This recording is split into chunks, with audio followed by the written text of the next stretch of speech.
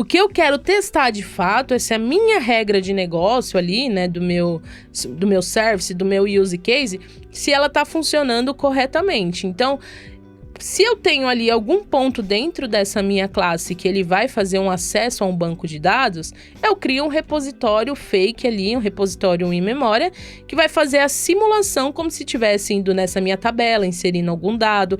Eu crio ali uma classe que tem um array, por exemplo, de usuários, e aí dentro desse array eu vou inserindo as informações, mas existem aí muitas ferramentas que vão criar dados mocados para você. Então assim, é mais uma questão de escolha, é mais uma questão do que você quer, qual que é a liberdade que você quer ter, até qual ponto você quer ter um certo trabalho, né? Então, a gente tá começando o PR de número 52. Olha só quantos PRs a gente já colocou aqui, né? A gente já rodou aqui dentro do nosso canal. E se você não sabe o que é o PR, se você tá chegando aqui pela primeira vez, PR é aquele quadro de perguntas e resposta, onde vocês colocam as perguntas, seja no Code Drop, seja em algum vídeo do YouTube, no Instagram, enfim. E a nossa equipe reúne essas perguntas e passa para os nossos instrutores, os nossos educators, responder as dúvidas de vocês. E tô muito feliz de estar aqui mais uma vez podendo responder as dúvidas de Node para ajudar vocês. No PR passado a gente teve o Rodrigão falando um pouquinho sobre o React Native, falou ali a diferença de types e interfaces para quem utiliza o TypeScript, né? Enfim, foi super bacana o PR que o Rodrigão fez. E se você ainda não assistiu, corre para assistir porque tá massa demais, tá bom? E agora vamos começar então as perguntas, vamos começar respondendo as perguntas que vocês deixaram.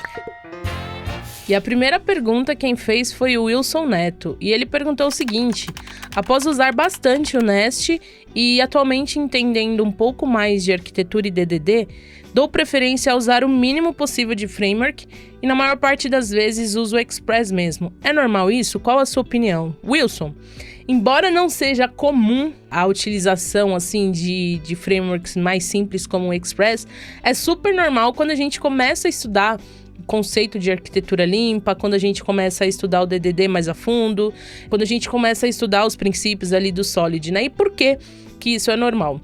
Quando a gente trabalha com Nest, com Adonis, né, esses frameworks mais opinados, eles já dão ali, né, uma estrutura pra gente, pré-montada. Por exemplo, o Nest, pra gente criar uma estrutura, né, com poucas linhas, com pouco comando ali numa linha de código, a gente cria já a estrutura de service, controller, de modules, né, então eles já têm ali uma formatação, vamos dizer assim, de um projeto. O que, claro, não significa que a gente não pode utilizar uma arquitetura limpa, um DDD, quando a gente está utilizando esses frameworks mais opinados, né? Mas quando a gente começa a estudar mais a fundo essa parte da arquitetura, a gente começa a criar nossa própria opinião. O que isso quer dizer? A gente começa a entender quais são as camadas dentro de um projeto, como que funciona, né? Como que a gente pode criar ali, por exemplo, uma classe que tem uma responsabilidade única, né? Falando um pouco do Solid também. Então, essa opinião que a gente vai adquirir estudando, né? Se aprofundando na arquitetura, faz com que a gente perceba que talvez a melhor forma de trabalhar seja com um framework minimalista como é o Express, né? Então, por isso que sim, é super normal quando a gente se aprofunda nesses conceitos, utilizar frameworks que deixam a gente com mais liberdade da criação do código, né? Que não prende tanto a gente numa estrutura de pasta, numa estrutura de classe, né? Numa estrutura de controller, enfim. E claro que trabalhando também com esses frameworks mais opinados, fica um pouquinho mais difícil da gente desacoplar completamente, né? O que é um pouco mais fácil quando a gente trabalha, né? Com frameworks como o Express, tá bom? Então, por isso, sim, é super normal, tá? Porém, um não anula o outro também, né? E, claro, fica a critério também da equipe, daquilo que for melhor para utilizar dentro do projeto, tá bem? E a próxima pergunta quem fez foi o Daniel Vinícius, e ele disse o seguinte: vale a pena aprender a usar Adonis JS ou Nest, sendo que a maioria dos cursos e tutoriais usam o Express e eu até hoje só usei o Express e não tive problemas com ele? Seria legal um Code Drops migrando uma aplicação pequena do Express para o Nest ou Adonis. Daniel, excelente aí a sua contribuição, falando pra gente fazer um Code Drops. Vou deixar aqui anotado como sugestão, tá bom? Mas vamos lá à sua pergunta. Sim, vale super a pena a gente utilizar. Por quê? Os cursos, geralmente, a gente começa ensinando o Express, porque o Express, a gente consegue mostrar mais a base do Node. A gente consegue mostrar mais como que é uma requisição, como que é uma resposta, como criar um servidor, né? Algo que a gente não consegue tanto num framework como o Adonis, como o Nest, que já vem ali com toda a estrutura pronta, né? Então, por isso que os cursos, né, quando a gente está ensinando realmente sobre o Node, a gente prefere usar esses frameworks, né? A gente prefere, na verdade, utilizar o mínimo de framework possível para a gente conseguir explorar realmente os conceitos sobre o Node, para você realmente entender como que funciona por baixo dos panos, né? O que com certeza vai te ajudar se você for utilizar um framework como o Adonis e como o Nest, tá? E por que também vale a pena você aprender sobre o Adonis e o Nest, tá?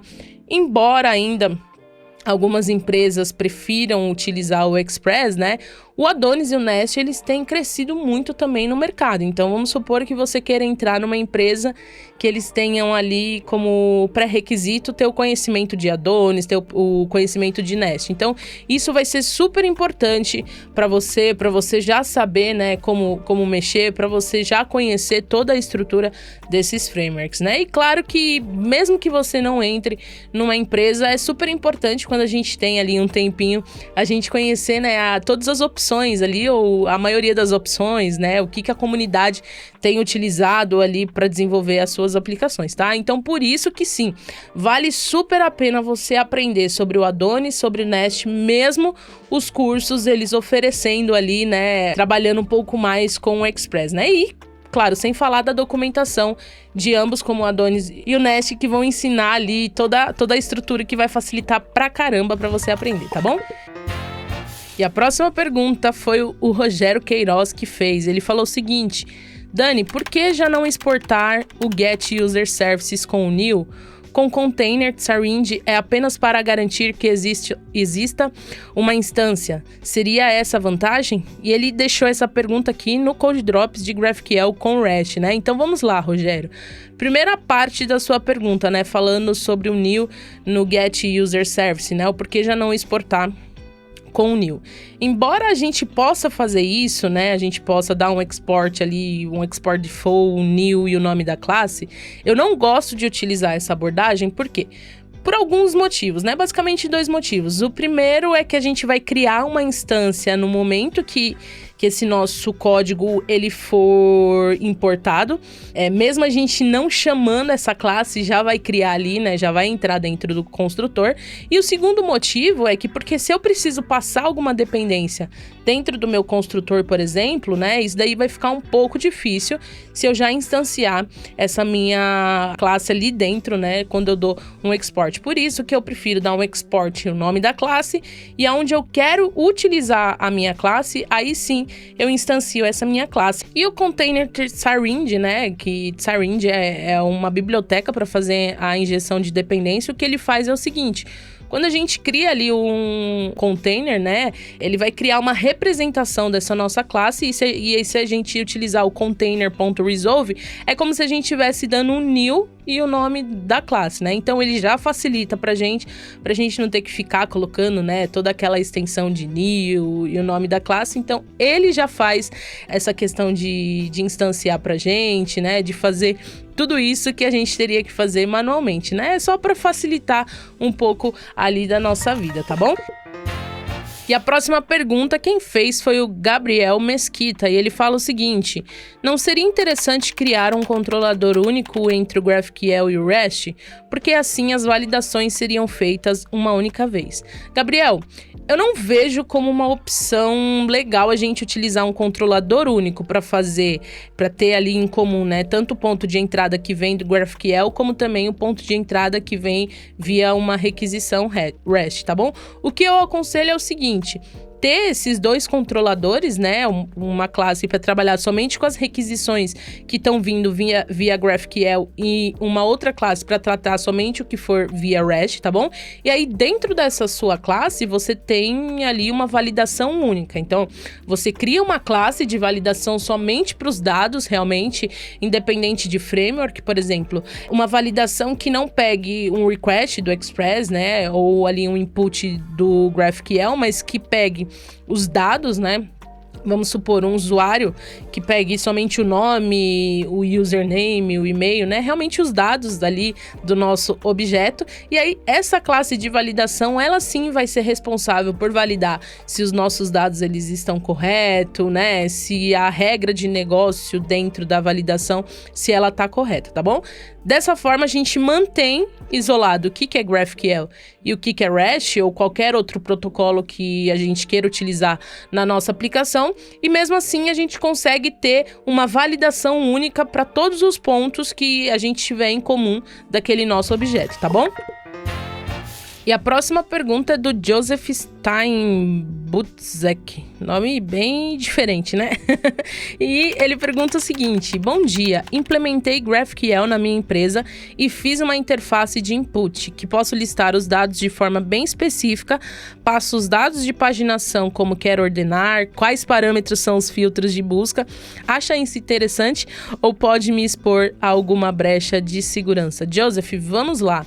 Não vejo aqui uma exposição, né, algo como falha de segurança, tá bom? Se você tá criando somente ali um filtro para você poder buscar as informações dentro do seu banco de dados, né, eu não vejo isso como algo errado, até porque quando a gente trabalha com essa questão de filtro, com essa questão de ordenação, a gente precisa passar algumas informações, né, para as nossas queries pra gente conseguir fazer uma busca corretamente, tá bom? Agora, se o ponto aqui que você estiver falando é o conceito dessa interface realmente limitar a sua pesquisa, aí talvez o GraphQL ele esteja fugindo um pouco do propósito dele, que é a gente dar essa liberdade para quem está fazendo a requisição, somente buscar as informações que realmente ele quer para aquela requisição, tá bom?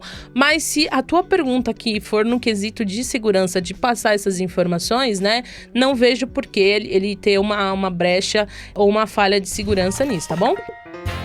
E a última pergunta é do Thales Passos, e ele pergunta o seguinte: é necessário ficar criando repositórios em memory? Não existe alguma ferramenta que facilite a criação disso? Eu lembro de ter ouvido algo sobre mock, mas não entendi muito bem na época. Seria essa a ferramenta usada para substituir os repositórios em memory? Thales, então vamos lá, a primeira parte da sua pergunta, né? Não é necessário você ficar criando esses repositórios em memória, esses repositórios fakes, né? Mas por que eu gosto de utilizar eles? E só pra gente entender um pouco o conceito, né, sobre esses repositórios em memória. Quando a gente quer realizar ali testes unitários, né, quando a gente quer fazer o teste de uma regra de negócio, por exemplo, pra gente não importa se o nosso banco de dados ele tá de pé, se eu tô usando Postgres, se eu tô usando Oracle, se eu tô utilizando um banco não relacional, banco relacional. O que eu quero testar de fato é se a minha regra de negócio ali, né, do meu service, do meu use case, se ela tá funcionando corretamente. Então, se eu tenho ali algum ponto dentro dessa minha classe que ele vai fazer um acesso a um banco de dados, eu crio um repositório fake ali, um repositório em memória, que vai fazer a simulação como se estivesse indo nessa minha tabela, inserindo algum dado, indo na minha tabela, buscando algum dado, né? Então, geralmente, como que eu crio dentro da minha aplicação? Se eu tenho, por exemplo, uma tabela de usuários, ao invés de eu ter ali dentro do banco de dados, né, criar algo mais completo como um banco de dados fake, eu crio ali uma classe que tem um array, por exemplo, de usuários, e aí dentro desse array eu vou inserindo as informações. Se eu quero inserir, eu uso push, se eu quero buscar, utilizo ali um find, né, um filter, enfim, utilizo ali os métodos do JavaScript, tá? Então, com isso, eu consigo ter um controle um pouco melhor do que eu tô fazendo dentro da minha classe, tá? Quando a gente utiliza essas bibliotecas, elas criam ali um objeto mocado pra gente, né, um objeto fake, sem criar qualquer outra classe pra gente. Então, no próprio teste, a gente consegue simular que essa classe, esse repositório, ele exista, e aí eu consigo ter acesso aos métodos, eu consigo também simular o que eu quero de retorno, tá? Então, assim, é mais uma questão de escolha, é mais uma questão do que você quer, qual que é a liberdade que você quer ter, até qual ponto você quer ter um certo trabalho, né? Então, por isso que eu, particularmente, eu gosto de utilizar esses repositórios em memória. Mas existem aí muitas ferramentas que vão criar dados mocados para você, e aí isso vai depender do framework que você está utilizando, né? Por exemplo, se você está utilizando o Express, você vai conseguir utilizar uma biblioteca que seja para Express. Se você está utilizando o Nest ele já tem ali toda a parte de teste também desenvolvida para ele e fazer a representação, né, de um dado mocado para o ambiente de Nest também, tá bom? E claro, essa questão de mocks você pode utilizar tanto para repositórios, quanto para service, quanto para objeto. Você pode utilizar para o que você quiser, tá bom? E aí, como eu disse, vai depender do framework que você está utilizando e também da biblioteca que você está utilizando para teste, tá bom? Bom, pessoal, esse foi o PR de hoje, eu espero que você tenha gostado. Se ficou alguma dúvida, deixa aqui embaixo também, tá? Pra gente poder responder no próximo PR. E uma dica também, se você tem alguma dúvida que você quer que seja respondida em algum PR, é só colocar o hashtag PR, porque fica muito mais fácil pra nossa equipe conseguir encontrar as perguntas pra depois passar pra gente, tá bom? Espero que você tenha gostado, fique com Deus e até a próxima. Tchau, tchau!